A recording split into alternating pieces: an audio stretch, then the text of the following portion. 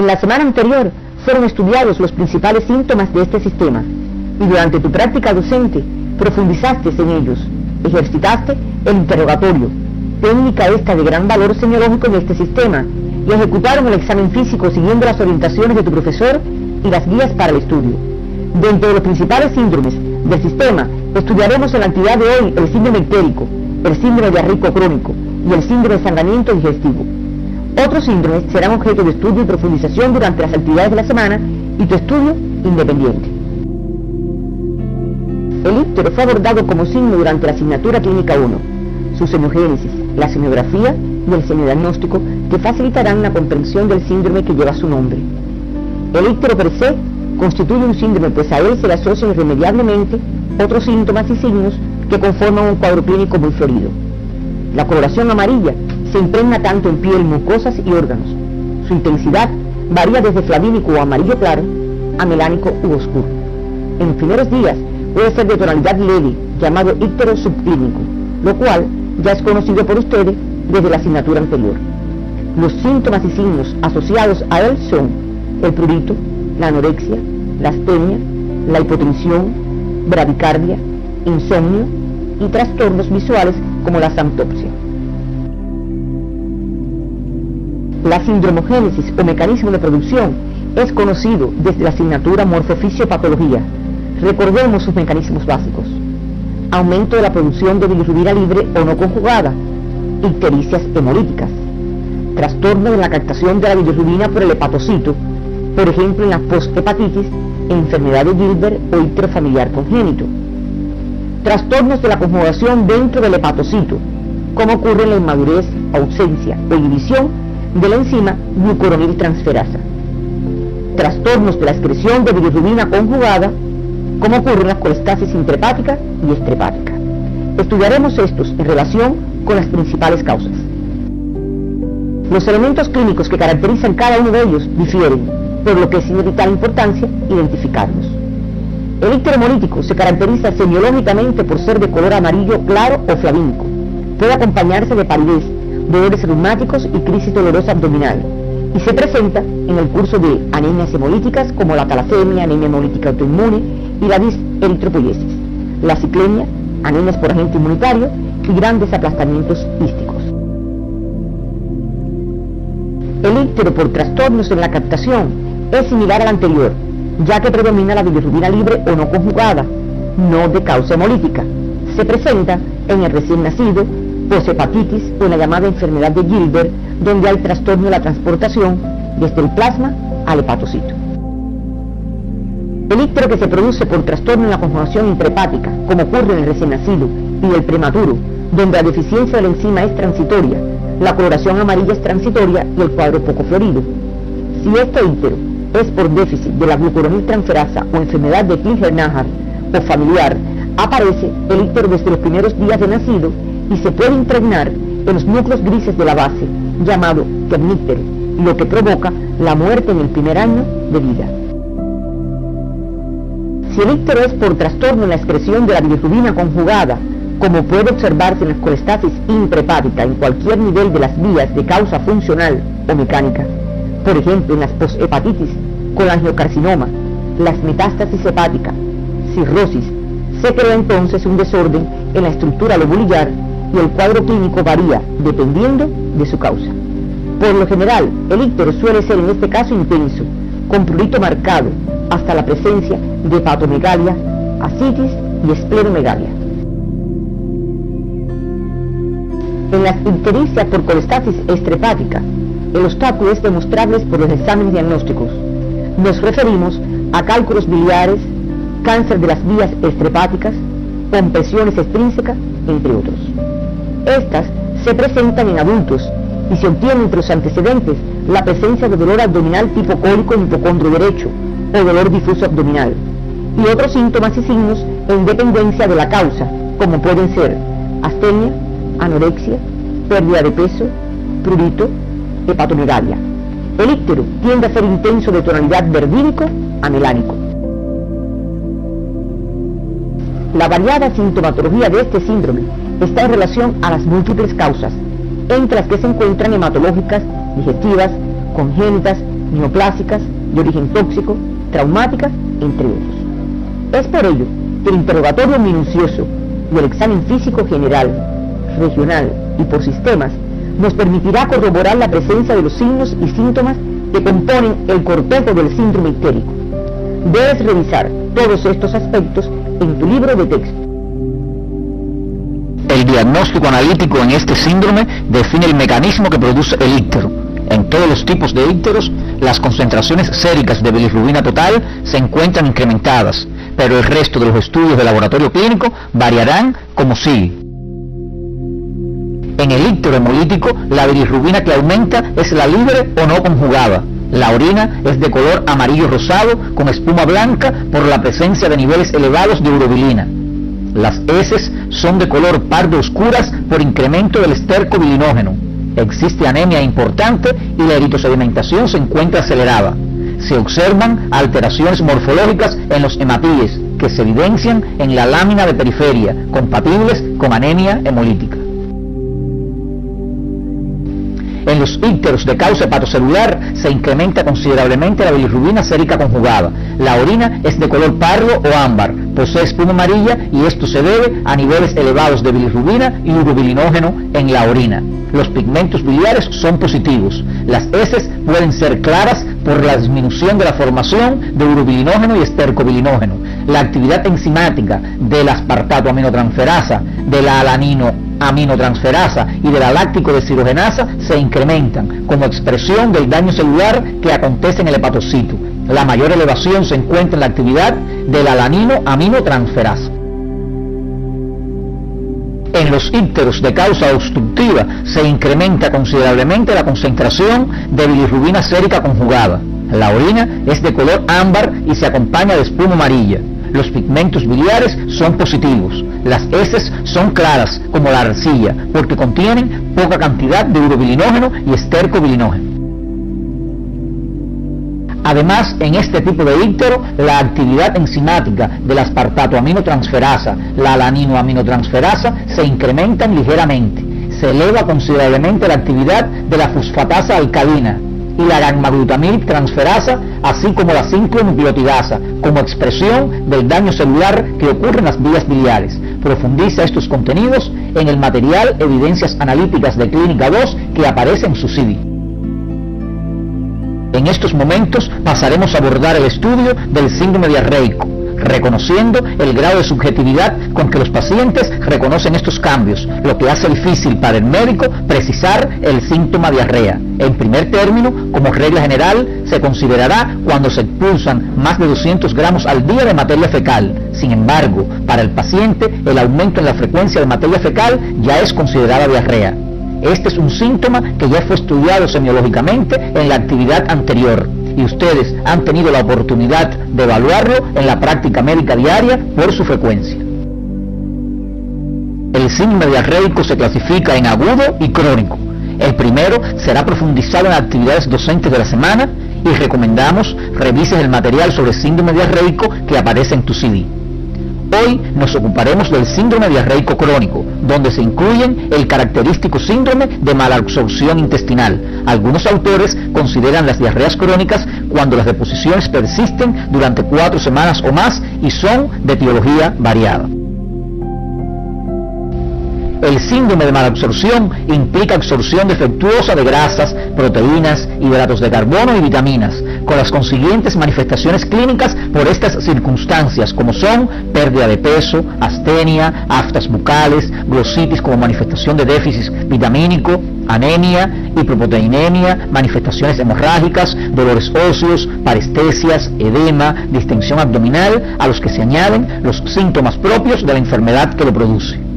Las diarreas, como síntoma capital, tienen las características del tipo alta, líquidas o pastosas, abundantes en cantidad, con restos de alimentos, ser grasosas o presentar esteatorrea, las que se reconocen porque flotan, son hipocoloreadas y brillantes y ocasionan ardor anal.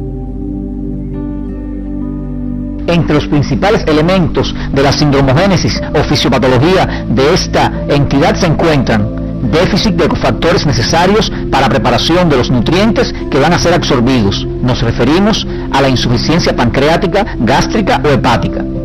El acortamiento del tiempo de contacto de los nutrientes con la mucosa intestinal, como en las fístulas y resecciones amplias del intestino. Y la disminución de las enzimas digestivas propias de la mucosa intestinal, encontrándose la conocida enfermedad celíaca o déficit de enzimas para digerir el gluten, como las disacaridasas, las lactasas, entre otras. Otros mecanismos que producen este síndrome son los trastornos en mecanismos de transporte específico, como ocurre casi siempre de manera genética en la dificultad para la absorción de la vitamina B12. Los trastornos en la salida vascular desde el intestino por procesos inflamatorios o procesos neoplásicos.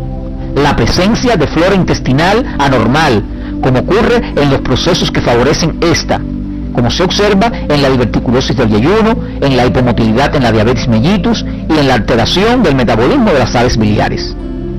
Como pueden ver, son múltiples y complejos los mecanismos fisiopatológicos, por lo que debes profundizarlos en tu libro de texto. El síndrome de mala absorción puede ser primario o secundario. Se consideran el espruno tropical, la enfermedad celíaca, la hipolactasemia, las que causan trastornos de insuficiencia digestiva. Entre los secundarios, la insuficiencia pancreática, gástrica, hepática y las malas absorción por parásitos como la giardia y de causa inflamatoria como la tuberculosis intestinal, los que causan trastornos de absorción. Atendiendo a los aspectos anteriores, debemos ser cuidadosos en el interrogatorio de los antecedentes personales y familiares, y luego orientarnos al examen físico, el que debe priorizar el examen físico general en busca de alteraciones en piel, mucosas, la lengua, el estado de hidratación del paciente, el peso, posteriormente el examen del abdomen y los sistemas implicados en la enfermedad de base. Los estudios analíticos que exploran el síndrome diarreico crónico son los generales, entre los que encontramos el hemograma y la velocidad de sedimentación globular, y los específicos, entre los que se encuentran el estudio de las heces fecales, los estudios bioquímicos y las pruebas de absorción. Debido al efecto sobre la nutrición que tiene la malabsorción intestinal sobre el paciente afectado, en el hemograma se reportarán cifras de hemoglobina y hematocrito compatibles con anemia específicamente carencial por déficit de hierro, coenzimas como el ácido fólico o la vitamina B12 y oligoelementos como el cobre, el zinc o el manganeso. La velocidad de sedimentación globular se acelera en el orden de 2 a 3 cifras, en dependencia de la causa que ocasione el síndrome. La cuantificación de analitos séricos o estudios bioquímicos revela cómo se encuentran las concentraciones de glucosa en ayunas, la cual se encuentra baja cuando la absorción de los glúcidos se encuentra comprometida. El colesterol y los triglicéridos disminuyen en los trastornos de absorción. Las proteínas totales y la albúmina sérica disminuyen cuando existe enteropatía perdedora de proteínas o enteropatía exudativa. La actividad defectuosa de algunas enzimas como la amilasa y lipasa séricas puede evidenciarse insuficiente, como ocurre en la insuficiencia pancreática responsable de diarrea crónica por malabsorción intestinal. Estudia y profundiza estos contenidos en el Manual Evidencias Analíticas de Clínica 2 que aparece en tu CD. El estudio de las heces incluye un análisis macroscópico que puede evidenciar la existencia de parásitos del tipo de los helminthus y algunas características físicas como el peso, el color, el aspecto y la presencia de restos de alimentos, todo lo cual se altera en la diarrea crónica. Un análisis químico que confirma cantidades anormales de lípidos y nitrógeno fecales, lo cual caracteriza a este síndrome. El estudio microscópico y el cultivo de las heces precisan la existencia de parásitos microscópicos y bacterias patógenas que pueden originar este síndrome. Estudia y profundice sus contenidos en el Manual de Evidencias Analíticas de Clínica 2 que aparece en su CD. Los estudios de absorción constituyen pruebas dinámicas que se realizan en el propio paciente. Informan acerca de cómo se encuentra la absorción de los glúcidos, los lípidos y otros nutrientes en el tubo digestivo del paciente. Estas pruebas son confirmativas del diagnóstico de malabsorción intestinal y las más utilizadas son la prueba de la D-ciclosa para identificar cómo se encuentra la absorción de carbohidratos, el test de Schilling para medir la absorción de la vitamina B12, entre otras. Debes profundizar estos contenidos en el manual de evidencias diagnósticas que aparece en tu CD. El síndrome de sangramiento digestivo alto y bajo es otro de los temas a orientar durante la actividad de hoy. La expulsión de sangre procedente de una lesión situada en el tracto digestivo, desde la boca al ano, constituye su principal síntoma y se puede manifestar de diferentes maneras: por hematemesis, por enterorragia o por melena, las que sugieren la localización del sangramiento. Estudiados como síntoma la semana anterior su semiografía, semiogénesis y semiodiagnóstico, nos permitirán profundizar hoy en el síndrome. La intensidad del sangramiento, sus síntomas acompañantes y los hallazgos al examen físico presentan diversidad en su cuadro clínico. Los mecanismos de producción son lesiones vasculares, capilares o arteriales, los que ya fueron abordados en el estudio de los síntomas. El cuadro clínico dependerá de la causa y de la cantidad de sangre expulsada. En relación a esta última, se asocian vértigos, mareos, palidez, astenia, taquicardia, que pueden llegar al shock en caso de sangramiento masivo. Otros síntomas específicos como el dolor y la acidez pueden acompañar a las úlceras gastroduodenales. Los signos de hepatomegalia y esplenomegalia señalan una posible hipertensión portal con varices esofágicas sangrantes. Los periodos de constipación, alternando con diarreas y cólicos abdominales, sugieren lesiones cólico-rectales. Las principales causas de sangramiento digestivo alto, que representan el 90% de estas, son la úlcera gastroduodenal, las gastroduodenitis. Recuerda aquí los principales medicamentos que la producen: los antiinflamatorios no esteroideos. Otras causas de sangramiento digestivo alto son varices esofágicas y el síndrome de Mallory-Weiss, el que se caracteriza por vómitos frecuentes, hematemesis en pacientes con antecedentes de alcoholismo. Las principales causas de sangramiento digestivo bajo son las diverticulosis, las neoplasias, las alteraciones anorrectales, como son las fisuras y las hemorroides, la colitis isquémica. Veamos a continuación un resumen de las causas de sangramiento digestivo, el que puedes profundizar en tu libro de texto. Enfermedades de la boca y la faringe, enfermedades del esófago, enfermedades de las vías biliares, enfermedades del intestino delgado, enfermedades del colon y recto, hemopatías. Hasta aquí representados todos los segmentos del tubo digestivo y otras relacionadas. En el caso de otras, la uremia. ¿Cómo realizar el examen físico? Recuerda algunas sugerencias. No dejes de revisar la boca y la faringe al paciente. Ahí puede estar un sangramiento que no se incluye entre las causas de sangramiento digestivo, como son las gingivorragias y la estomatorragia. No olvides realizar un tacto rectal cuando sospeches de sangramiento digestivo. Te puede ayudar a precisar la localización alta o baja. La evaluación de los signos vitales, sobre todo en los sangramientos de mediana y gran cuantía, es esencial.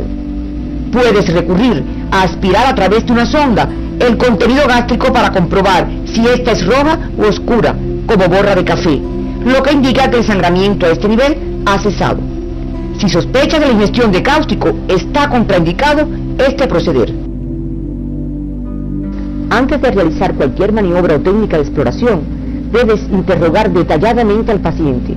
El examen físico lo dirigirás a la búsqueda de hepatopatías, estado o coloración de las mucosas y piel, presencia de las lesiones hemorrágicas en la piel, tumoraciones abdominales, entre otras.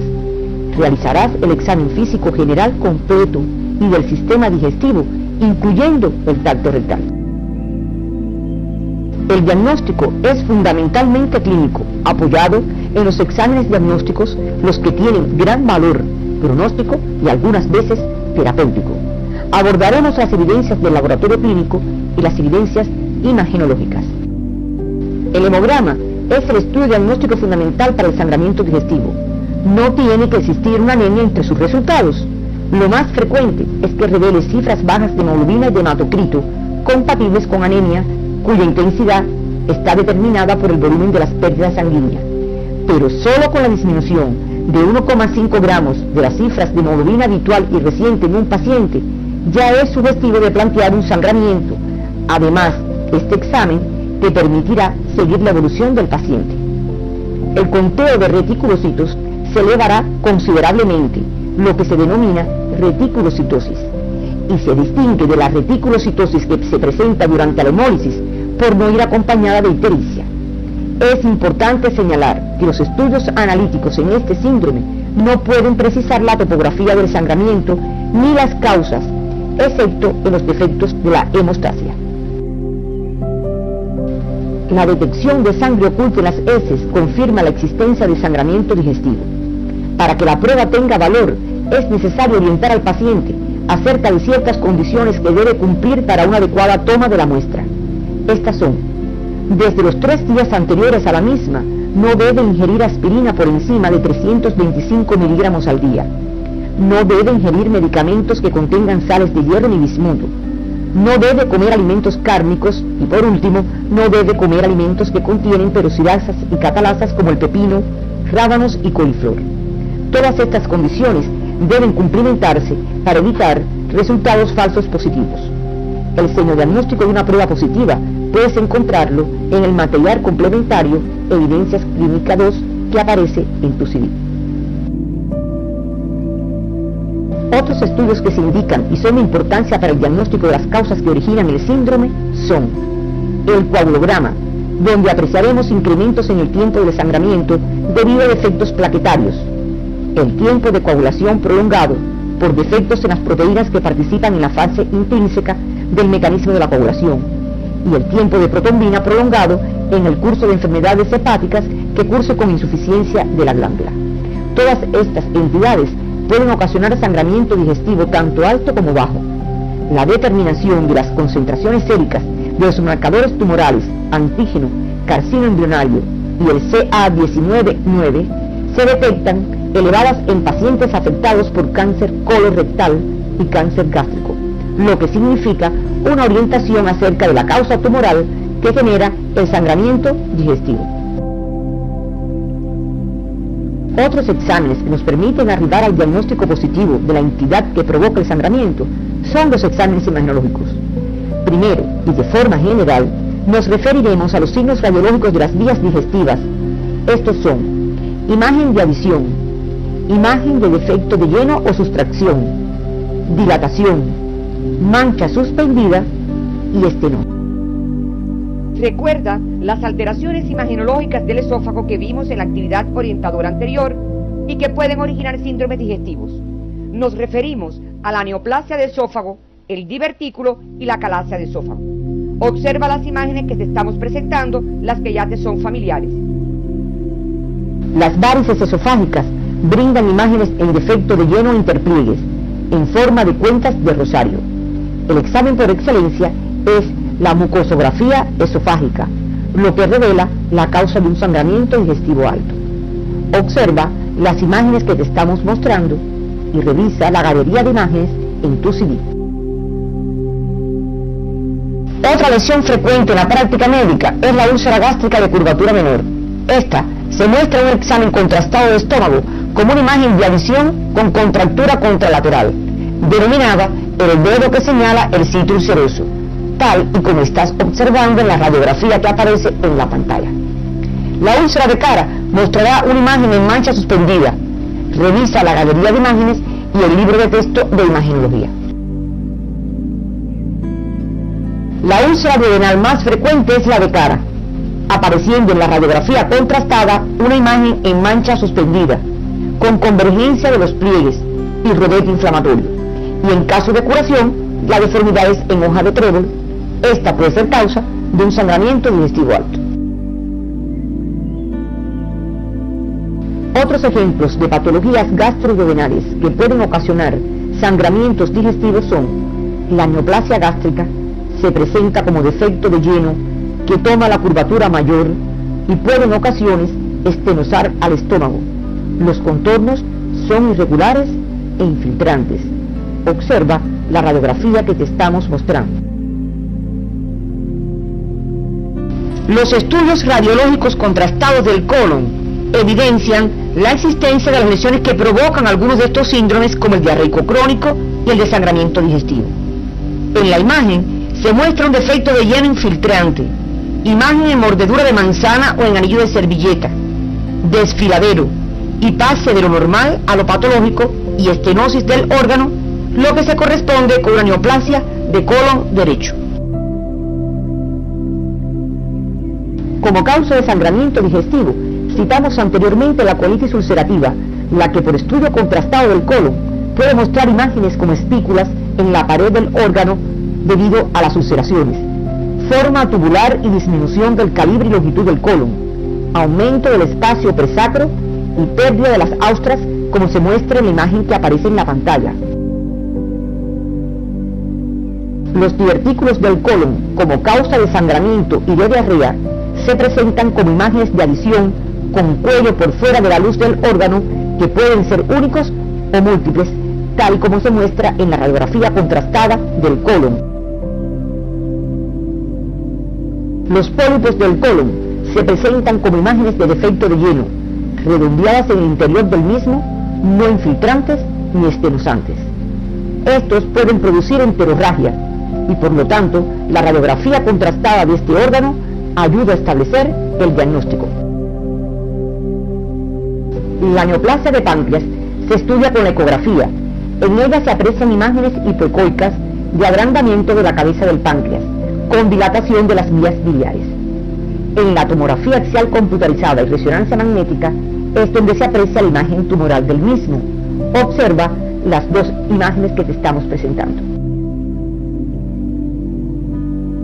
La litiasis vesicular, causa esta de síndromes digestivos, se observa casi siempre en ecografías del abdomen superior, mostrando imágenes ecogénicas que producen sombra acústica o túnel sónico. Son movibles, pueden ser únicas o múltiples.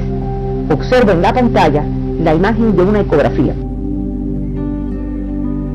Hasta aquí orientamos los contenidos propuestos. Otros serán objetivos en las actividades prácticas de la semana, recordándote que durante el estudio independiente debes profundizar y estudiar aquellos que no fueron abordados, utilizando tu libro de texto y los materiales de apoyo que aparecen en tu sitio. Al finalizar la actividad, arribamos a las siguientes conclusiones. No todos los síndromes digestivos tienen como causa enfermedad digestiva. El síndrome diarreico se presenta común en la práctica médica.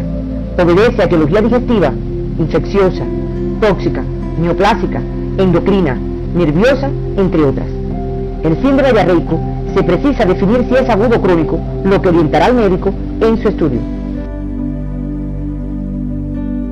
El sangramiento digestivo requiere de un minucioso interrogatorio o examen físico, lo que posibilitará precisar su causa y el lugar del sangramiento en muchos casos.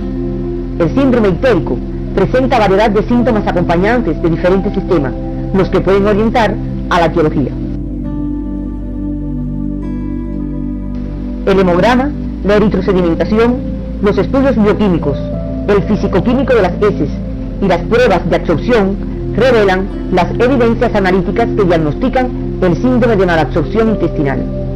El hemograma, el conteo de reticulocitos, la detección de sangre oculta en las heces y los parámetros de coagulograma, entre otros estudios, confirman por el laboratorio clínico la existencia de sangramiento digestivo. Los estudios imagenológicos contrastados, como el rayos X de esófago, estómago y duodeno, el colon por enema y otros estudios imagenológicos, evidencian las causas de sangramiento digestivo y de síndrome diarreico, entre ellas los tumores.